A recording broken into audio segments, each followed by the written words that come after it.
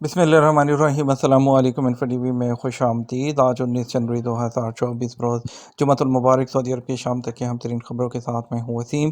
اگر آپ بھی سعودی عرب کے غیر ملکی ہیں، انفو ٹی وی کو سبسکرائب کر لیں، بیل آئیکن کو پریس کر لیں۔ آج کے نیوز بلیٹن کو مکمل دیکھیے گا۔ شروع کرتے ہیں پہلی خبر کے ساتھ۔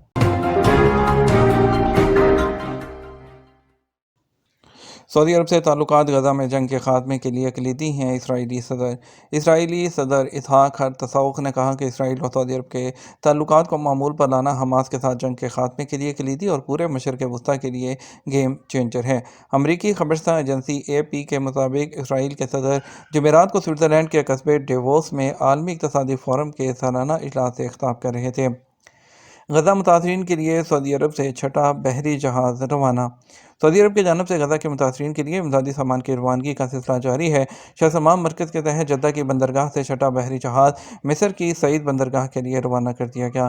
سعودی نیوز ایجنسی SP کے مطابق روانہ ہونے والے چھٹے بحری جہاز میں 682 ٹن امدادی سامان بھیجا گیا ہے، جس میں کھانے پینے کی چیزوں کے علاوہ موسم سرما میں استعمال ہونے والے کپڑے اور پینے کے پانی کی 20 لاکھ بوتلیں بھی شامل ہیں۔ واضح رہے، شاہ سلمان امدادی مرکز کے تحت غزہ پٹی کے متاثرین کے لیے فضائی اور سمندری راستے سے امدادی مہم کا سلسلہ جاری ہے۔ اس سلسلے میں مصری ہلال احمر کے تعاون سے امدادی سامان غزہ کے متاثرین میں تقسیم کیا جا رہا ہے۔ سعودی عرب سے بھیجے جانے والے امدادی سامان کو مصر کے سرحدی علاقے میں ہلال احمر کے گوداموں میں اسٹور کیا جاتا ہے، اس کے بعد وہاں سے غزہ کے متاثرین کے لیے تقسیم کرنے کے لیے بھیجا جاتا ہے۔ جاپانی سفیر کا مدینہ پرنٹنگ پریس اور جمبو رائل کمیشن کا دورہ۔ سعودی عرب میں تعینات جاپانی سفیر فومیو ایوائی نے اپنے وفد کے ساتھ مدینہ منورہ میں شفاہد قرآن کریم پرنٹنگ پریس اور جمبو رائل کمیشن کا دورہ کیا۔ سرکاری خبررساں ایجنسی SP کے مطابق مدینہ منورہ کے شفاہد قرآن پرنٹنگ پریس کے سیکرٹری جنرل عاطف الولیان نے جاپانی سفیر اور ان کے ساتھ وفد کا استقبال کیا۔ اس کے بعد انہیں قرآن پرنٹنگ پریس کے بارے میں تفصیلی طور پر آگاہ کیا گیا۔ وہاں موسم سرما میں پہاڑوں کی چوٹیاں گھنے بادلوں سے بغلگیر۔ موسم سرما کے دوران باہا ریجن کے قدرتی خوبصورت مناظر جو ہیں اس کی تصاویر نے لوگوں کے دل جیت لیے۔ سعودی عرب کے جنوب میں واقع شہر الباحا کا شمار بہترین سیاحتی مقامات میں سے ہوتا ہے۔ یہ انتہائی خوبصورت اور سیاحوں کے لیے پرکشش علاقہ ہے۔ الباحا سطح سمندر سے 2250 میٹر بلند ہے، اس لیے یہاں کا موسم کافی معتدل رہتا ہے۔ سعودی خبررساں ایجنسی SP کے فوٹوگرافر نے موسم سرما کے حوالے سے باہا کی تصاویر جاری کی۔ ان تصاویر میں پہاڑوں کی چوٹیاں گھنے بادلوں سے بغلگیر ہو رہی ہیں۔ پورا علاقہ خوبصورت سرسبز مناظر کے ساتھ شائقین کو دعوت دیدار دے رہا ہے۔ امارات کا ویزا تبدیل کرنے کے لیے فضائی سفر مہنگا ہو گیا۔ UAE کا ویزا تبدیل کرنے کے لیے ایک ایئرپورٹ سے دوسرے ایئرپورٹ تک کا فضائی سفر مہنگا ہو گیا۔ خلیج ٹائمز کے مطابق ہوائی اڈے سے ہوائی اڈے تک سفر کے ذریعے ویزا تبدیل کرنے کی سروس UAE آنے والوں کو مدت ختم ہونے کی صورت میں ان کے آبائی ملک واپس جانے کے بجائے قریبی ملک کا سفر کر کے فوری طور پر نیا ویزا وہ حاصل کر کے دوسرا ویزے پر دوبارہ ملک میں انٹری کی اجازت دیتی ہے۔ وزٹر یا تو اسی دن میں ویزا تبدیلی حاصل کر سکتے ہیں یا وہ پڑوسی ملک میں ایک رات گزار کر آ سکتے ہیں اور اگلے دن نئے ویزا پر آ سکتے ہیں۔ ایک ہی دن کے عمل میں تقریباً 4 گھنٹے درکار ہوتے ہیں، جس میں باہر پرواز کرنا، پڑوسی ملک کے ہوائی اڈے پر انتظار کرنا اور واپسی کی فلائٹ پر آنا شامل ہے۔ ٹریول انڈسٹری کے ماہرین کا کہنا ہے جو وزٹر ایک ایئرپورٹ سے دوسرے ایئرپورٹ تک سفر کے ذریعے اسٹیٹس چینج سروس استعمال کرتے ہیں، اپنے ویزے میں توسیع یا تبدیلی کرنا چاہتے ہیں، انہیں پہلے کے کرایوں کے مقابلے میں 20% زیادہ ادا کرنا ہوگا۔ ریحان الجزیرہ ٹورزم کے مینیجنگ ڈائریکٹر نے کہا کہ جس ایئر لائن کے ذریعے زائرین وزٹر باہر جاتے اور واپس آتے ہیں، اس نے ہوائی کرایہ تقریباً 125 درہم تک بڑھا دیا ہے۔ ایرانی فضائی حدود کا استعمال ترک کرنے سے پاکستان کی فلائٹس متاثر۔ ایویشن ذرائع کے مطابق PIA کی کویت سٹی سے سیالکوٹ لاہور کی پروازوں کا دورانیہ بڑھ گیا، جبکہ افغانستان کی فضائی حدود پہلے ہی بند ہونے سے کراچی سے ٹورنٹو کی PIA کی پرواز سب سے زیادہ متاثر ہو رہی ہے۔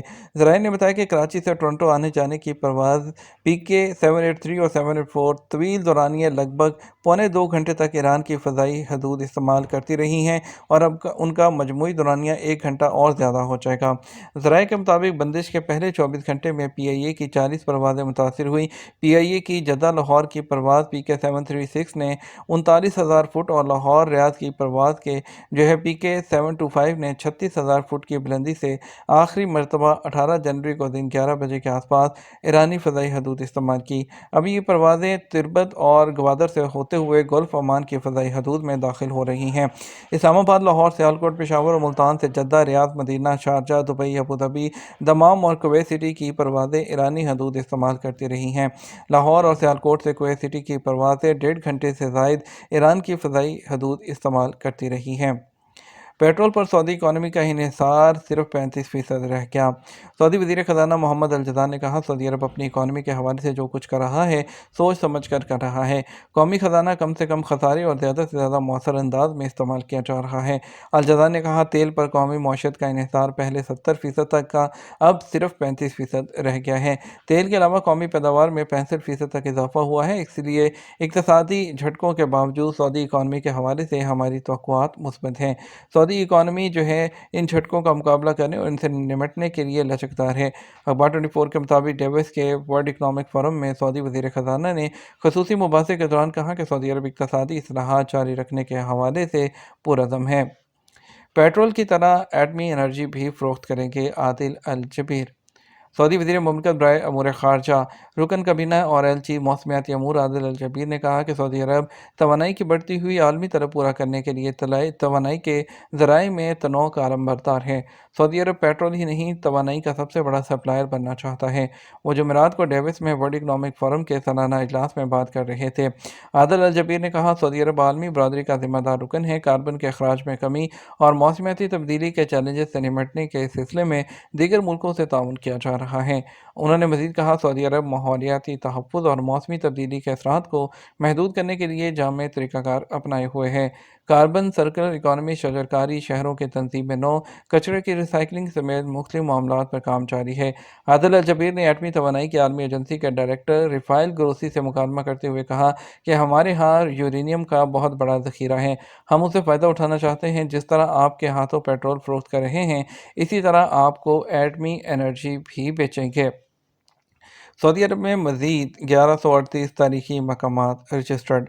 सऊदी अरब के 8 रीजन्स में मज़ीद तारीख़ी मकामात रिकॉर्ड पर आए हैं। अखबार 24 के मुताबिक महकमा आसार कदीमा ने 1138 तारीख़ी मकामात का इंदराज कर लिया, जिसके बाद सऊदी अरब में रजिस्टर्ड तारीख़ी मकामात की तादाद 3646 तक पहुँच गई।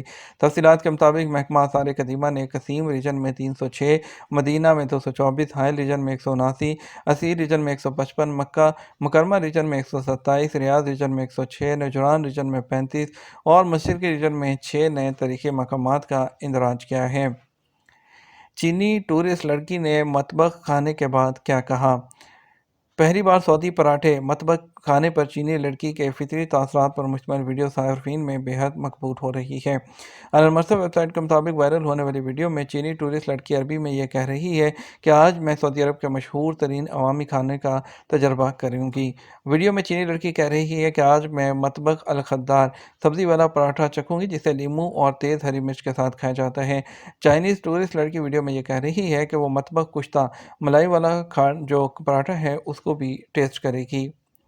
ये तो हमारा अब तक का न्यूज़ बुलेटिन। आप मज़ीद और अहम खबरों के लिए हमारा जो है वो रात 12 बजे का न्यूज़ बुलेटिन देख सकते हैं। इसके साथ हम आपसे इजाज़त चाहेंगे। वीडियो को लाइक और शेयर करना मत भूलिएगा। आपके कीमती वक्त का शुक्रिया। अपना ख्याल रखिएगा। अस्सलाम वालेकुम।